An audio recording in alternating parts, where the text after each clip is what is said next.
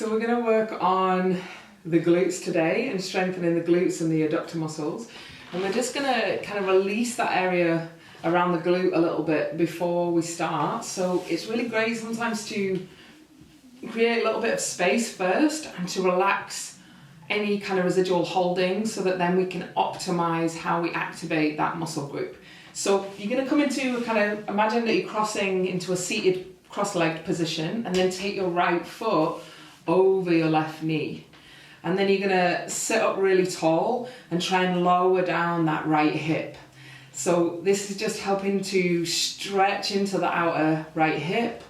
Really imagine the sit bone drawing down towards the earth. That knee, if you want to feel it kind of radiate more around that outer hip, you can draw the knee in a little towards the chest as you turn your chest and torso towards your inner right thigh. That left arm can wrap around the shin. Right fingertips can go behind you, or you can wrap them around your lower back. And just take a few breaths here. And if it feels better, you can always lengthen the bottom leg out. And just breathe slow and deep, thinking about really releasing the muscle fibers with that exhale, lengthening up through the crown of the head. Soften your shoulders away from your ears. One more breath here. Then take your hands behind you, bend into your left knee, keep your right knee there, and just windshield wipe your knees side to side. So this is massaging into the back of the hip and the glutes. And you can do that for a little bit longer if that's feeling good. Release the legs out. Then you're going to cross the right leg like you're coming into that cross-legged position and step the left foot over. And then again, it's the left butt bone now that's going to descend down towards the earth. The left foot is planted and you're turning towards your inner left thigh. My right arm is wrapping around my shin, so opposite arm to the shin. And then left fingertips can come behind your seat. Gently just resting with those fingertips. Sit up really tall. You can always wrap the left forearm to the lower back so that you're finding that length in the spine and not falling back. Put something under the butt bones if you do feel like you're rolling back. Hugging that knee in a little. If you need to amplify the stretch, and then just breathing deep. Really feeling that sense of patience, just like when we're kneading dough. That it might feel quite tight or Play-Doh. As we warm it up, it begins to become more malleable. So we're trying to do that with the tissue fibers in our butt. So go in there with your imagination, adding a colour, thinking about texturally what you're doing with the breath, that it's becoming softer and more malleable as you breathe. Can really help. Softening your shoulders, relaxing around the back teeth. Let's take one more breath here. And then again, so this left foot's going to come to the floor now. Sorry, right foot. Left foot's going to stay exactly where it is, stacked over the right thigh. And you're just rocking side to side. And as you come over to the left, you can really massage. I sometimes do some little circles into that outer hip. That tends to be my side where I feel things more. So usually I have to spend a bit more time on the left side because there is a tendency for me to grip more on that side. So again, just inquiring in your own body. Okay, so we're going to do some hip thrusts using a chair.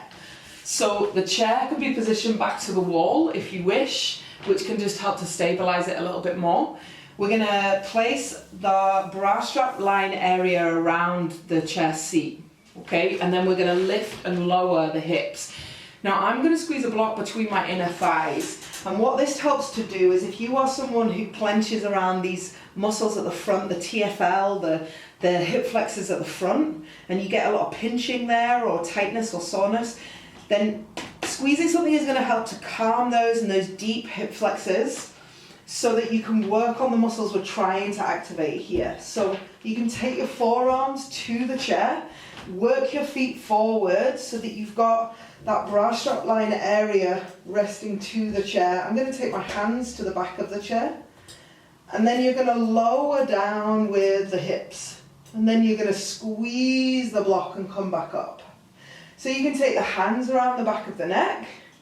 Exhaling, pressing into the feet, growing the knees away from the body and squeezing the block as you come up. And you want this area here to be soft. So if that's not happening, squeeze the block more and work on smaller little pulsations. So we're going down on the inhale, we're exhaling, squeezing the block and coming up. You can always put a towel or something around the back of the chair if it's firm or it doesn't feel comfortable. Thinking about the chin, drawing in a little towards the chest, not touching, but we're not arcing the head up. Squeeze in again and lift. Now we're going to do little pulsations for 8, 7, 6, squeezing the block, 4, 3, 2, 1. Then see if you can hold up for 5, squeezing the block, 4, 3, 2, 1. Lower all the way down, come all the way up, squeeze, 5, 4, 3, 2, 1. Lower all the way down. One more time, coming all the way up, squeeze, 5, 4, 3, 2, 1. Lowering down. Lowering your butt down. Moving the chair to the side. And then we're going to come back down and we're going to do little marches from our bridge position. So if that first one was enough, continue that. You could do a second rep and you could miss this out. So where we don't want to feel this is in the hip flexors. Pressing into the feet, lifting up into a bridge, hands are to the floor, palms are facing down, and you're going to stabilize everything across the pelvis. So the pelvis is going to stay stable. You're going to tuck your butt bones ever so slightly towards the backs of the knees, lengthen the back of the skull so that you've got space and length in the back of the neck. You can take your hand and feel there. And then you're going to slowly begin to lift off the right foot.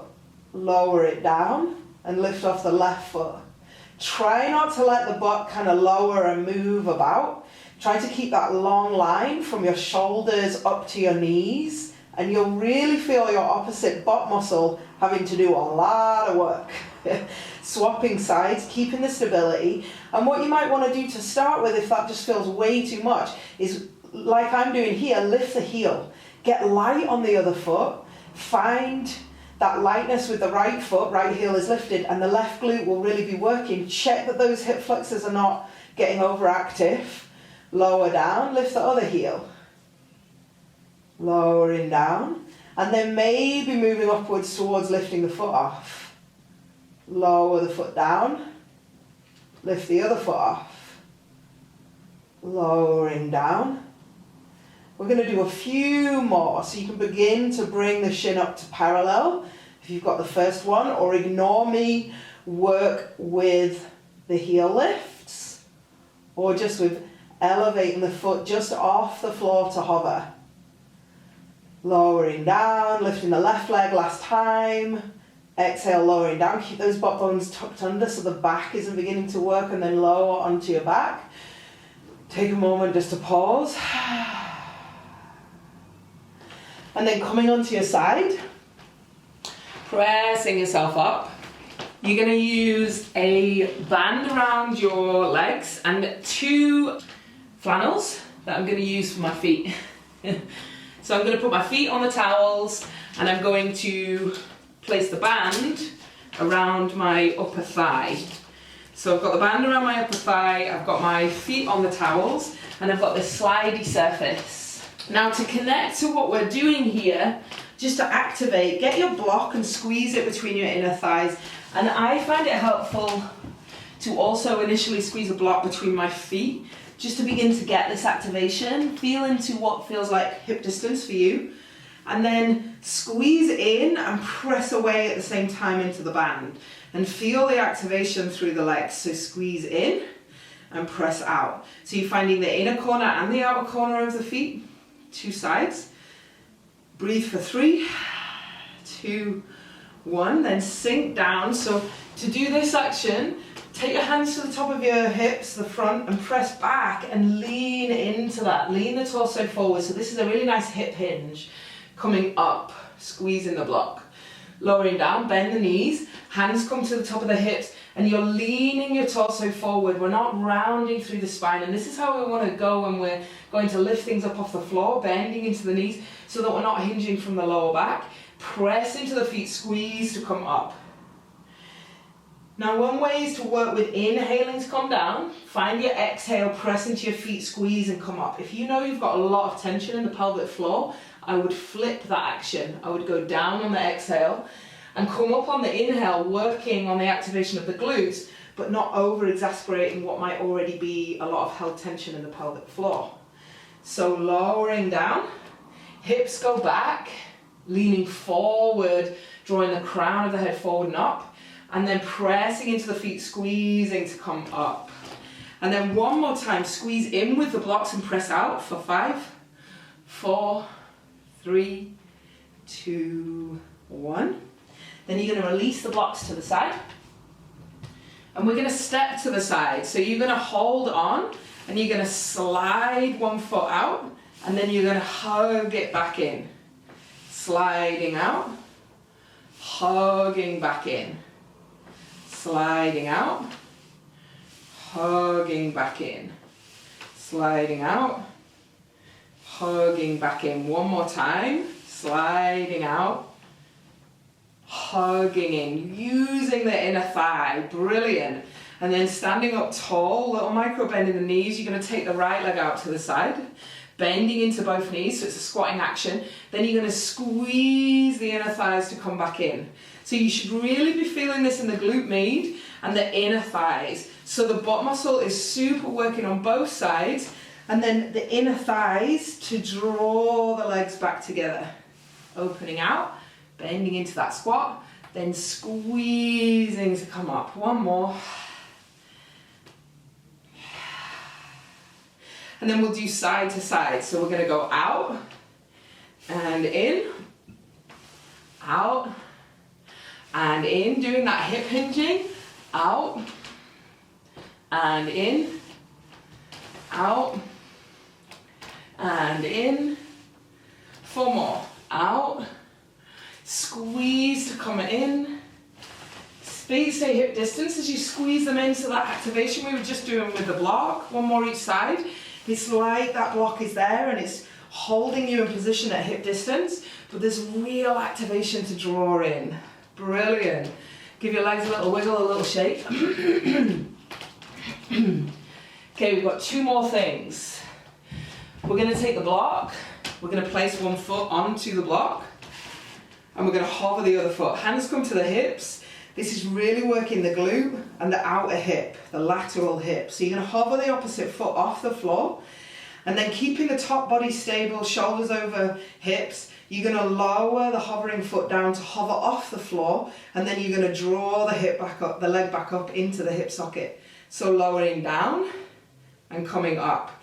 So you'll feel the sway, the seesawing of the hips, but you don't want to do that in the upper body. So you want it all to come from the motion of this activation of the glute and the hip of the leg that's on the block. So the leg that's standing on the block, that hip should really, the glute should begin to really fire on that side. 1 more, lowering down, coming up, and then have a little scribble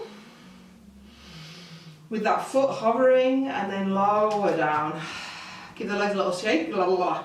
And then we'll go to the other side. So this is lots of different forms of activation. You don't ever want to overstrain the muscle. So if this is the first time you're doing it and you feel that there's a lot of needing to build a lot more strength in the glutes, you might want to just do one of the exercises and then build up. So a little micro bend in the standing leg, find the foot and then press into the foot and find real length in that leg. Then hover the opposite foot. So my left foot's hovering, it's not on the block. Hovering in line with the right foot. Then I lower down towards the floor, but just to hover, not to touch. And then I come back up in line with the foot. Lowering down, coming up. And you can always use the support of the wall. So I've got the wall here, I could hold that just lightly with my fingertips for extra balance. You want to try and keep that sense of evenness with the breath. Try to observe if you've begun to clench anywhere, because there's a lot going on in that act of balancing. Lowering down, coming back up. You might begin to really feel it.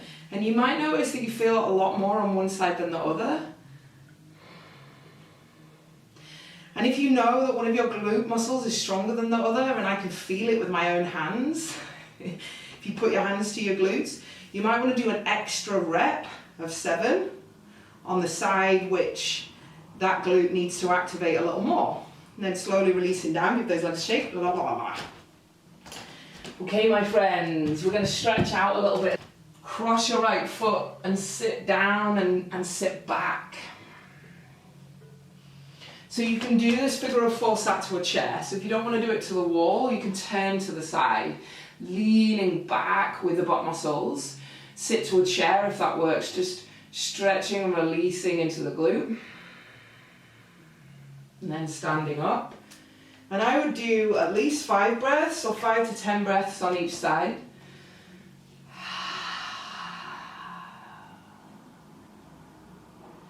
Breathing deep.